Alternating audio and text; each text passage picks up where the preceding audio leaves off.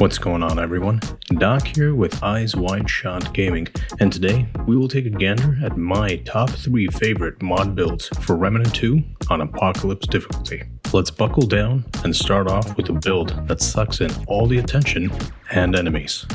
We will begin with the primary archetype, which is Archon, mostly for the prime perk that is Tempest. For our archetype skill, we were on Chaos Gate to get a boost in not just damage by 15%, but also mod generation by 25%. Over on to the second archetype, we have Summoner, and the reason being is the Dominator perk that gives us a overall step up in mod damage by 35%, as well as critical chance, all while a minion is active. This is justly complemented by the skill Flyer, which spawns 2 Root Flyer minions to fight by your side. Our amulet that we have on is the Ankh of Power. Its increase to all damage by 15% is a solid choice to help increase that sweet mod power. Moving along onto our first ring, that's the Blasting Cap ring, a ring that helps us with an increase to explosive damage by 10%. Next up, we have the Burden of the Destroyer, giving us yet another 15% increase to all damage dealt, but drops our ideal range by a quarter. So let's take a step closer to our enemies before pulling the trigger. For the third ring, we are running Burden of the Sciolist, again focusing on increasing our mod damage, which in this case is raised by yet another 15%, which goes hand in hand for a skill damage as well. And lastly, our final ring slot holds the Stone of Balance, helping us out with another increase to all damage by 7%. Our secondary weapon slot conceals the Anguish handgun. Since we were running the Blasting Cap ring, might as well have a secondary that blows something up. The melee weapon I chose for this build is the Atom Splitter. No specific reason, this can be changed to whichever melee you choose. Now for the main entertainment, the primary weapon, which in this case, we are running the StarKiller long gun. The mod we're relying on to help us send the enemies to the Shadow Realm is Gravity Core, which deals damage on impact, drawing in everything and everyone over the course of 5 seconds, only to then detonate in a 10-meter radius. The mutator I've picked for it is Prophecy, for its increase to mod power generation. So let's see what relic heart we figure to run to enhance the build we have so far. The Ruin Heart for its generation of mod power, as well as attached to it ranged fire rate, mod damage, and mod cost. The traits are self-explanatory, in this build focusing mostly on spirit and expertise. Our next build will be for those who want to run the Plasma Cutter long gun, but don't really want to run the Plasma Cutter long gun. For our primary and secondary archetype as well as the skills, they will be identical to the first build. Let's dive right into the amulet. We chose Detonation Trigger for its increase to explosion damage, as well as all explosions apply burning damage over 5 seconds. The first ring we have is Old Reliable, Burden of the Destroyer, giving us an increase by 15% to all damage dealt. Next up, we have Shard Banded Ring, a ring that increases mod damage by a static 12%, followed by Singed Ring. The reason we chose this over many other rings is the 10% increase to burning enemies.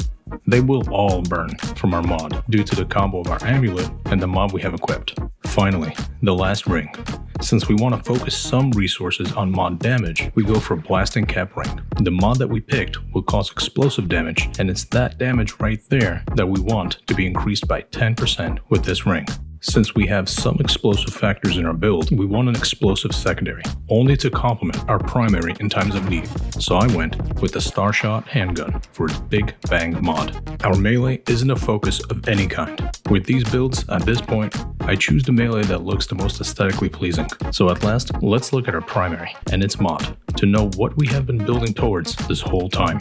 We opt for the Black Maw AR-47 for its solid damage and fire rate, but atop it all, our mod that we equip is the Prismatic Driver. The beam, which closely resembles the Plasma Cutter, fires out dealing 140 mod damage per second and causes an explosion in a 4.5 meter AoE. Our mutator is Harmonizer to further increase the mod damage by 20%. The relic heart we lean on is Constrained Heart for its health regeneration and its bulwark stacks, as well as the 3 relics on it that are mod damage, elemental damage, and mod cost, all to enhance the Prismatic Driver mod.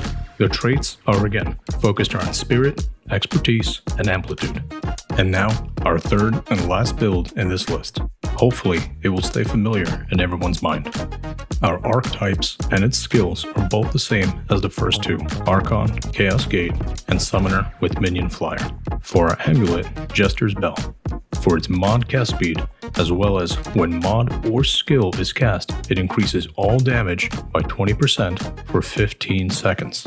The first ring we throw on is the Burden of the Destroyer. At this point, I feel like it's grafted onto my character's fingers with how often I use it in my builds. But 15% damage increase is 15% damage increase. The second ring we equip is the Burden of the Stylist, which gives us mod and skill damage increase by 15%. Third ring is Soul Shard.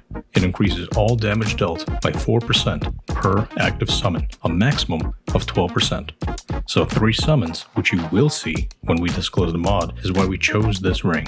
And our last ring is Shard Banded Ring, for the increase to mod damage by 12%. Just from our rings, we have already received a 54% increase to all damage.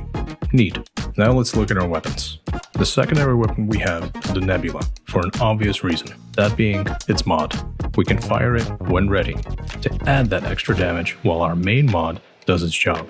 The mutator I chose is Harmonizer, for an increase in mod damage, but more importantly, the 25% generation for our stowed weapon. So when we use the secondary for its mod, our mod will be charging fast on the primary. The melee weapon I chose is Spectral Blade, for its large AoE charge attack, but you can choose any melee weapon with a powerful enough mod. Finally, our primary. Back to the Black Maw AR-47, with the mod Familiar. This does solid damage on multiple targets, as well as counts as a summon, which goes hand in hand with the Soul Shard ring we have equipped. The mutator we have is Prophecy, mostly for its mod power requirement reduction. The relic heart we chose is again the Ruined Heart, for its mod power generation, along with mod duration, mod damage, and mod cost. The traits are focused around Spirit, Expertise, and Flashcaster. Try out all these builds and comment below which one was your favorite, or if you enjoy them all. Tell us if you know of a way to make them better, to enhance them for future use. Thank you for watching, thank you for listening, and until next time, so long.